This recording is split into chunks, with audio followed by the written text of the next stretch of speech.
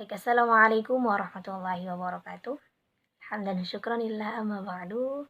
Pertama-tama perkenalkan dulu, nama saya Ranudia Kanesri, mahasiswi jurusan Ilmu Al-Quran dan Tafsir Fakultas Usuluddin dan Studi Agama Universitas Islam Negeri Mataram dari kelas 6A. Oke, untuk memenuhi tugas dari mata kuliah entrepreneurship, di sini saya akan mempresentasikan ya hasil review saya terhadap satu buku yang berjudul Entrepreneurship. Di sini karena saya mendapat pada bab yang ketujuh, maka di sini saya akan mereview hanya pada bab 7 saja, yaitu dengan garis besarnya adalah Entrepreneurship, Families, Succession, and Continuity. Oke, ini judulnya. Oke teman-teman, dalam bab 7 ini kita harus ketahui bahwa ini berfokus pada bisnis keluarga dan suksesi manajemen keluarga dan kewirausahaan. Bisnis keluarga ini adalah salah satu jalur menuju usaha kewirausahaan. Nah, alur dalam tema utama buku ini dapat pertama kali dibahas dalam pasal yang kelima. Nanti teman-teman bisa buka bukunya lagi, karena buku ini berbahasa Inggris, jadinya kita translate dulu kita pahami dalam bahasa Indonesia, sehingga bisa direview dalam bentuk yang mudah kita pahami. Nah, kami memeriksa peran bisnis keluarga ekonomi modern. Nah, bagi beberapa orang ini adalah rute alami ya untuk memasuki karir kewirausahaan. Nah, kunci untuk keberhasilan bisnis jangka panjang terletak pada kemampuan untuk membangun dan mempertahankan keluarga kewirausahaan yang kita sebut sebagai kewirausahaan transgenerasi. Jadi, ada namanya itu kewirausahaan transgenerasi. Kami juga menyelidiki perbedaan ya antara bisnis keluarga kewirausahaan dan bisnis keluarga normal dalam pola pikir kewirausahaan yang perlu ditransfer dari satu generasi ke generasi yang lain. Oke, atau satu generasi ke generasi berikutnya. Intinya adalah di sini adalah konsep-konsep seperti keluarga dan juga model keluarga itu sendiri. Nah, kami melihat status pengusaha bisnis keluarga di kawasan Asia Pasifik.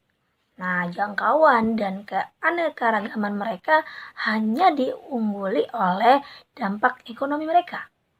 Nah, bisnis keluarga ini menghadapi ya sejumlah tantangan unik ya. Tidak sedikit diantaranya adalah beban psikologis dan juga kesengsaraan yang timbul dari dalam keluarga. Jadi bisnis itu ya tidak selalu jalan yang mulus. Tentu pasti ada tantangan, namun tantangannya itu nanti tentu akan berbeda-beda. Nah, di sini kami juga mengidentifikasikan bahwa sebenarnya ada sesuatu yang disebut bisnis keluarga berkelanjutan. Ada potensi besar yang berefek ketika sistem keluarga bertemu dengan sistem bisnis, sistem keluarga dan juga sistem bisnis. Nah, model bisnis keluarga ini 3 lingkaran akan membantu memahami dinamika ini. Nah, fakta yang menyedihkan adalah bahwa hanya sepertiga dari bisnis keluarga yang membuatnya turun menjadi generasi kedua. Tapi ada beberapa faktor yang memberikan kekuatan dan juga harapan untuk kelangsungan hidup mereka. Kerugian mereka itu sebanding dengan keuntungan mereka. Nah, kita juga dapat melihat ya hal ini dalam konteks garis waktu keluarga dari sejarah bisnis. Bahkan teman-teman di usia berkelanjutan lingkungan hidup, bisnis keluarga terkena dampak perubahan iklim dengan cara yang berbeda dari bisnis yang lainnya. Oke, sejumlah pertimbangan ya mempengaruhi suksesi dalam bisnis keluarga. Anggota keluarga dan non-keluarga baik di dalam maupun di luar bisnis itu sering mendatangkan tekanan pada pengusaha. Ada yang ingin diangkat sebagai pengawas operasi, yang lainnya ingin ikut andil. Nah, ada 2 jenis ya penerus entrepreneurial yang menyediakan ide inovatif untuk mengembangkan produk baru, sedangkan pengganti yang manajerial yang menyediakan stabilitas untuk operasi sehari-hari. Dan seorang pengusaha itu dapat mencari di dalam atau di luar keluarga, serta di dalam atau di luar bisnis. Dan pemindahan kekuasaan yang sebenarnya adalah masalah penting dan waktu, maksudnya untuk penerus bisa strategis ya. Jadi di sini kewirausahaan dalam bab ini berfokus ya antara bisnis keluarga.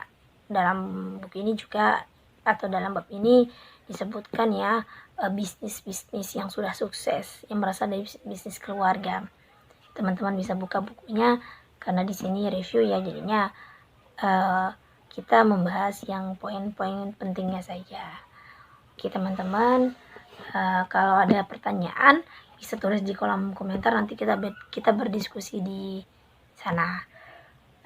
Kalau ada kekurangan saya mohon maaf. Wabillahi taufiq wal hidayah. Wassalamualaikum warahmatullahi wabarakatuh.